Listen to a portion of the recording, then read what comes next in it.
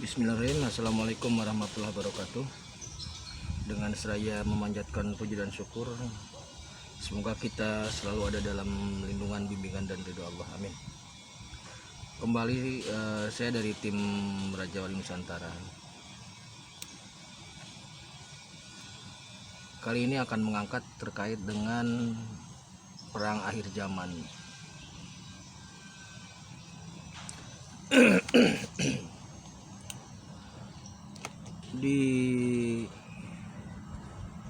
Di dalam budaya masyarakat Jawa terutama dan juga di masyarakat India itu sangat populer cerita tentang Ramayana ya. Jadi ada Ramayana, ada Mahabharata yang kemudian didramakan atau diperankan di tanah Jawa ini oleh sosok-sosok wayang. Jadi wayang itu banyak mengambil cerita dari dua narasi tersebut. Rahwana ini digambarkan sebagai sosok yang angkara murka, ya. Sosok angkara murka, sehingga karena keangkara murkaannya ini terjadi ketidakseimbangan lah ya. Ketidakseimbangan.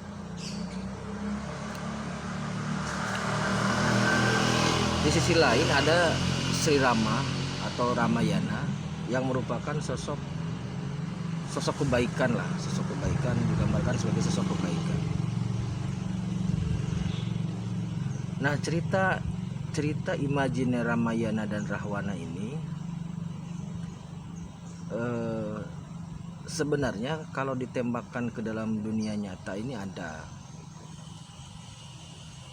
walaupun mungkin tidak seplek seperti cerita atau naskah itu.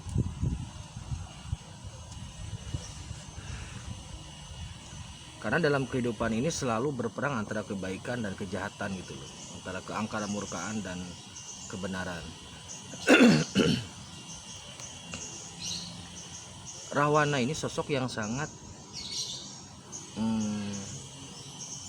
sakti, yang sangat gagah, dan dia menginginkan sosok Sinta, padahal Sinta itu jelas-jelas istrinya Rama itu. Akhirnya Sinta ini kemudian diambil.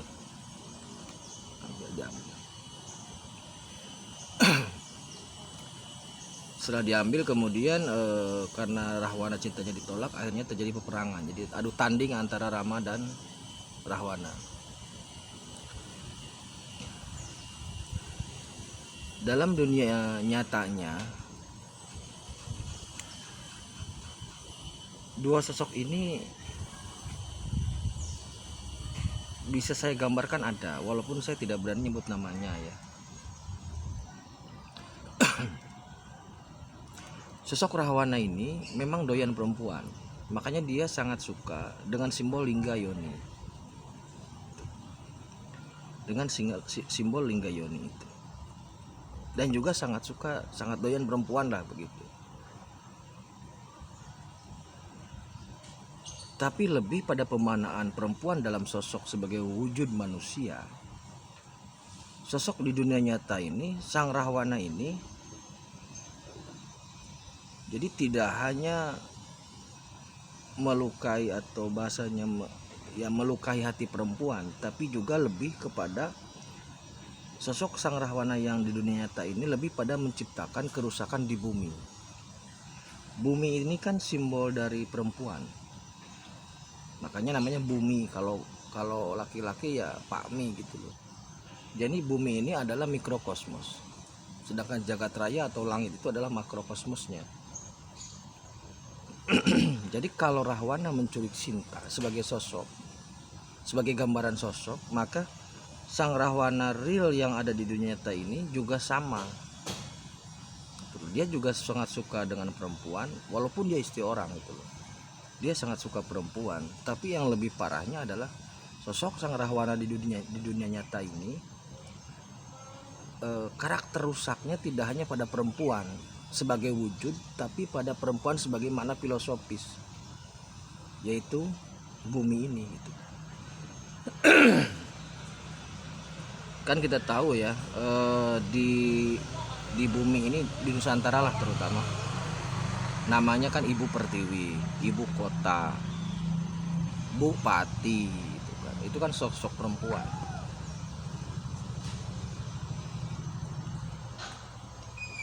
Nah, karena kerusakan yang diciptakan atau yang disebabkan oleh sosok Rahwana ini, maka langit nggak terima.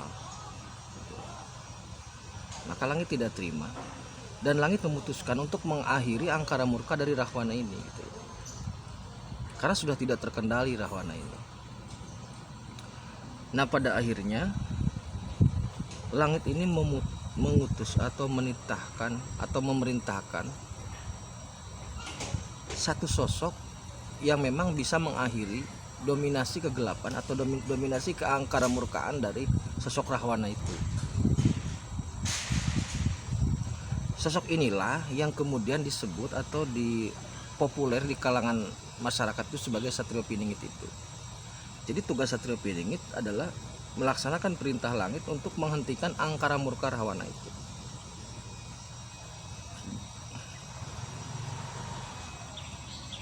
Dan memang benar Rahwana ini sangat sakti. Sosok Rahwana ini sangat sakti. Dia sangat berkuasa. Jadi begini, harus dipahami bahwasanya Satria Piningit itu bukan hanya diutus untuk Nusantara ya, tapi untuk bumi bahkan jagat raya. Tapi berangkatnya dari Nusantara gitu loh. Nah, maka pertarungan antara Satrio Piningit sebagai sosok Rama dengan Rahwana ini merupakan pertarungan harga mati. Pertarungan harga mati maksudnya pertarungan yang harus dilakukan, tidak bisa ditawar lagi. Pertempuran yang harus dilakukan, tidak bisa ditawar lagi. Dan yang kalah harus mati.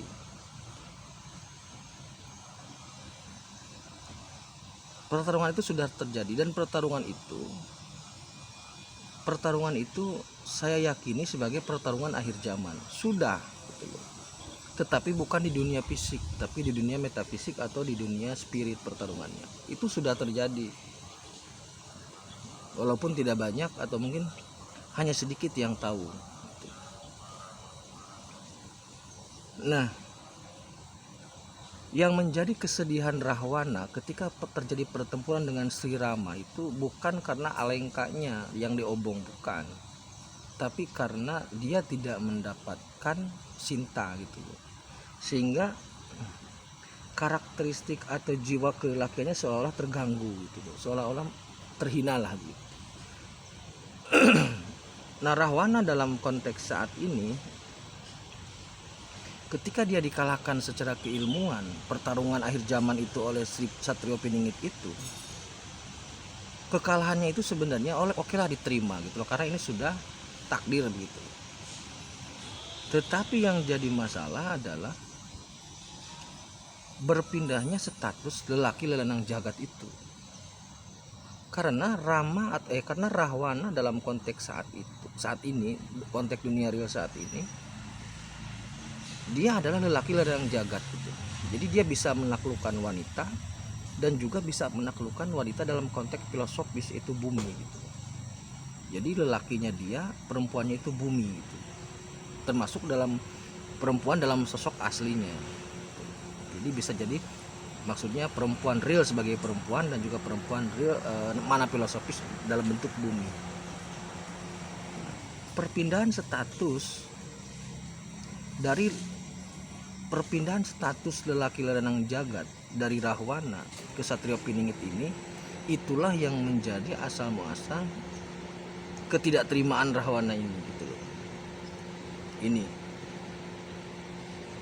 oke lah, kamu kalahkan saya, oke kamu hancurkan kerajaan saya, tapi status lelaki lelanang jagat itu sangat berat untuk diserahkan gitu. Nah, pada akhirnya di situ, di pertarungan terakhirnya itu, Rahwana ini mengeluarkan panah, saya lupa nama panahnya. Rahwana ini sangat sakti. Dia memiliki ilmu seperti apa ya, seperti Pancasona lah. Matinya susah, karena memang orang sakti Rahwana. Nah, karena ketidakterimaan dengan status laki lanang jagatnya itu, maka Rahwana mengeluarkan senjata terakhirnya yang berupa panah sakti itu. Nah, di posisi ini Satrio Piningit tidak bisa mengelak, akhirnya dia kena hantam. Apakah Satrio Piningit mati? Ya enggak, dia enggak mati, cuman ada banyak sekali yang saya lihat itu efek fisiknya banyak. Jadi di dunia nyatanya efek fisik Satrio Piningit ada yang rusak, ada yang cedera lah gara-gara panah terakhir dari Rahwana itu.